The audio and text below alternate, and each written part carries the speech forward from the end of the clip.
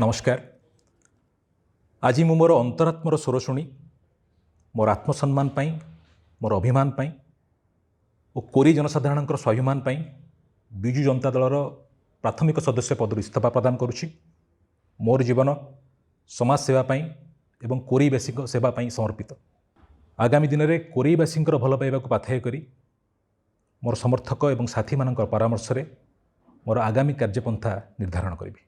आज मु मोर अंतरात्मर स्वर शुणी मोर आत्मसम्मान पाई, मोर अभिमान पाई और कोरी जनसाधारण स्वाभिमान पाई विजु जनता दलर प्राथमिक सदस्य पद इस्तीफा प्रदान करुछि। मोर जीवन समाज सेवा पाई एवं कोरीवासी सेवा पाई समर्पित।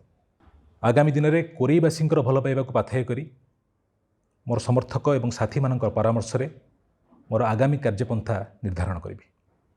नमस्कार।